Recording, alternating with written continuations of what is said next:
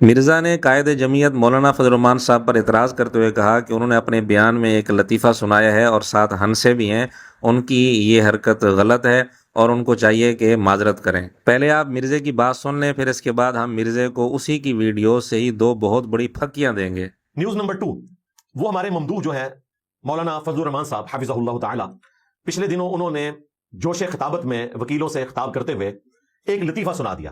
اچھا، یہ لطیفہ پنجاب کے کلچر میں بچپن سے ہم خود بھی سنتے رہے اور سناتے رہے، ہم نے کبھی اس کو عیب تصور نہیں کیا تھا جب تک اللہ تعالیٰ نے ہمیں قرآن و سنت کی روشنی میں ہدایت نہیں دی تھی۔ لہٰذا مولانا صاحب نے جو بیان کیا یہ کوئی انہوں نے خود سے انوینٹ نہیں کیا، یہ پنجاب کے معاشرے میں چلتا ہے۔ لیکن مولانا جیسی بڑی پرسنالٹی جو کہ اتحاد امت کے حوالے سے ایک بڑا نام ہے کہ ان کے پیچھے بریلوی، دیوبندی، اہل حدیث، شیعہ سارے نمازیں پڑھتے ہیں، ان سے بالکل یہ ہم ایکسپیکٹ نہیں کر رہے تھے کہ وہ اس قسم کی بات اپنے سٹیٹ سے کرتے ہیں۔ انہوں نے ایک لطیفہ سنایا کہ جی انگریز ایک دفعہ آیا سب کانٹیننٹ میں، اس نے دیکھا کہ 10 محرم کے دن لوگ غم کا اظہار کر رہے ہیں، ماتمی جلوس نکال رہے ہیں، تو اس نے لوگوں سے پوچھا کہ یہ لوگ کس چیز کے غم کا اظہار کر رہے ہیں، تو بتایا گیا کہ ہمارے نبی صلی اللہ علیہ وآلہ وسلم کے نواسے اس دن شہید ہوئے تھے۔ تو انہوں نے کہا کہ اگر یہ بات ہے تو ہم بھی اس غم میں شامل ہوتے ہیں۔ یہ واقعہ کب پیش آیا؟ تو انہوں نے کہا کہ یہ 1400 سال پہلے واقعہ ہوا تھا۔ اس پہ مولانا فضل الرحمان صاحب خود بھی ہنسے، اپنی آڈینس کو بھی ہنسایا۔ بہرحال مولانا فضل الرحمان صاحب سے ہم ریکویسٹ کریں گے کہ وہ اپنے اس بیان کے اوپر معذرت کریں اور اس بیان کو واپس لیں۔ اور مولانا فضل الرحمان صاحب تو دیوبند میں اس طبقے سے تعلق رکھتے ہیں جو اہل البیت سے محبت کرنے والا ہے۔ یہ جو ان سے حرکت ہوئی اس کی وجہ سے ان کو ہم زیرو سے ملٹیپلائی نہیں کرتے، اگرچہ یہ حرکت ناصبیوں والی ہے، یزیدیوں والی ہے، لیکن ان کا ٹریک ریکارڈ یہ ہے کہ یہ سیدنا حسین ابن علی کو امام حسین کہتے ہیں، بلکہ اس ویڈیو میں بھی انہوں نے امام حسین کہا، پھر علیہ السلام بھی کہتے ہیں الحمدللہ۔ مرزے کے اعتراض کا حاصل یہ ہے کہ مولانا نے یہ لطیفہ جو سنایا نہیں سنانا چاہیے تھا، اور پھر ساتھ ہنس سے یہ بھی غلط ہے، تو ان کی یہ حرکت ناصبیوں والی ہے، یزیدیوں والی ہے، اس لیے مولانا کو چاہیے کہ معذرت کریں، اپنا بیان واپس لیں۔ اب اس پر ہم مرزے کو دو پھکیاں دینا چاہتے ہیں مرزے کی اپنی ویڈیو سے۔ نمبر 1، جو لوگ قرآن بغیر سمجھ کے پڑھتے ہیں یا سنتے ہیں ان کے متعلق بات کرتے ہوئے مرزا نے کہا کہ اللہ کا تم سے باتیں کرنا ایسے ہے جیسے کہ فرینچ میں آ کر بولنا شروع کر دے، وہ گالیاں بھی دے تمہیں پتہ نہیں چلے گا۔ تو نعوذ باللہ نعوذ باللہ، قرآن کریم کو مرزا نے کس چیز کے ساتھ تشبیہ دے دی؟ سر، نبی علیہ السلام کی فجر کی نماز تقریباً 40 سے 50 منٹ کی ہوتی تھی سر، وہ جو صورتیں پڑھتے تھے، تو پھر ظاہر پیچھے جب صحابہ سنتے تھے ان میں بجلی بھری گئی ہے نا، پھر انہی کی زبان ان کو سمجھ آ رہی ہے۔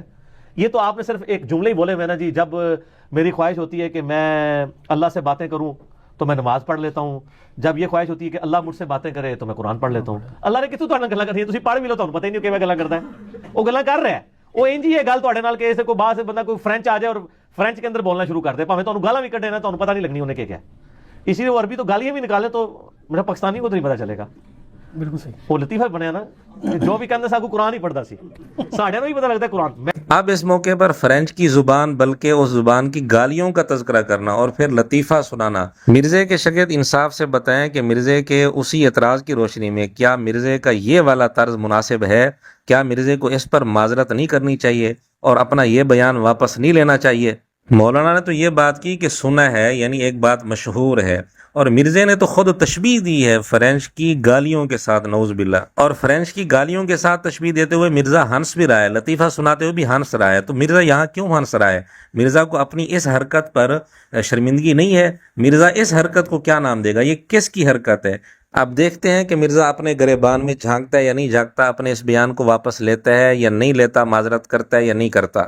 اسی طرح مرزا نے اپنی ایک ویڈیو میں صحابہ کرام رضی اللہ تعالیٰ عنہم پر نعوذ باللہ ایک بڑھیا کا لطیفہ فٹ کیا۔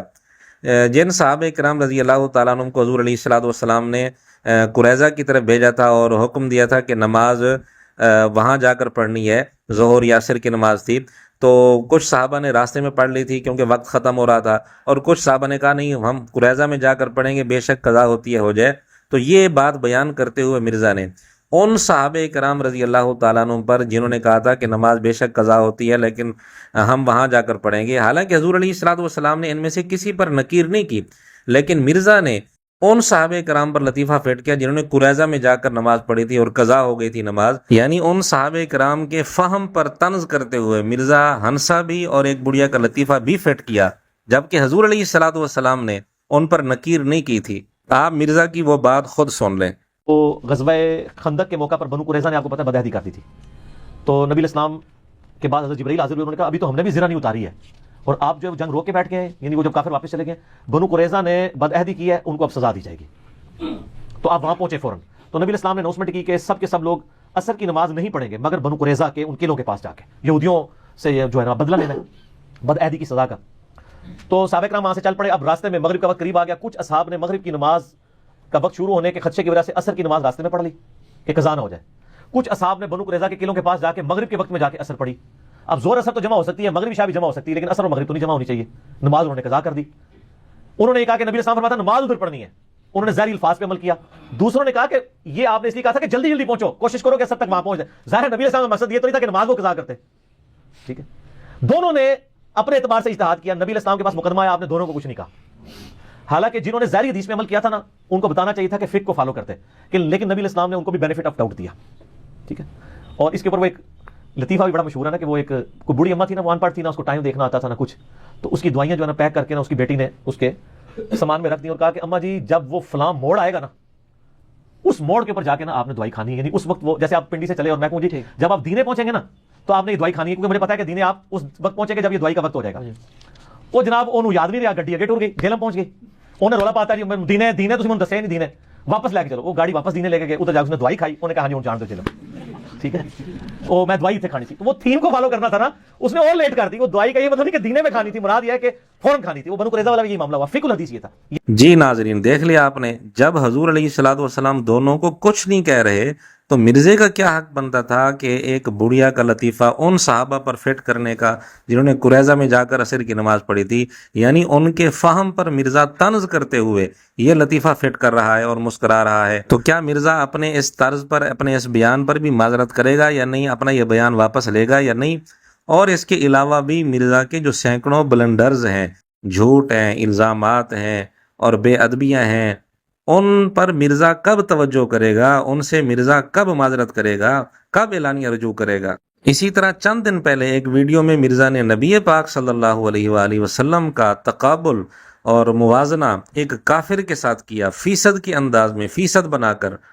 بہرحال میں نے تو اپنی ویڈیوز میں کہا ہے کہ جہاں غلامی کو ختم کرنے میں 70% کنٹریبیوشن نبی اسلام کی ہے، تو 30% ابراہم لنکن کی بھی ہے، جو امریکن پریزیڈنٹ تھے، انہوں نے آفیشلی اس کو اناؤنس کر کے دنیا سے ختم کیا، تو یہ ان کی بہت بڑی کنٹریبیوشن ہے۔ کیا مسلمان ہونے کے ناطے یہ تصور کر سکتا ہے، یہ سوچ سکتا ہے کہ حضور اکرم صلی اللہ علیہ وآلہ وسلم کا تقابل، موازنہ ایک کافر کے ساتھ اس انداز میں کیا جائے، فیصد بنا کر کیا جائے؟ نعوذ باللہ۔ کیا مرزا اپنے اس بیان کو بھی واپس لے گا یا نہیں؟ اس پر معذرت کرے گا یا نہیں کرے گا؟ مرزا کے شاگرد بھی انصاف سے بتائیں کہ ہم نے صرف 3 نمونے اس کلپ میں پیش کیے ہیں، کیا ان 3 میں مرزا کو معذرت کرنی چاہیے یا نہیں کرنی چاہیے؟ اپنا یہ بیان واپس لینا چاہیے یا نہیں لینا چاہیے؟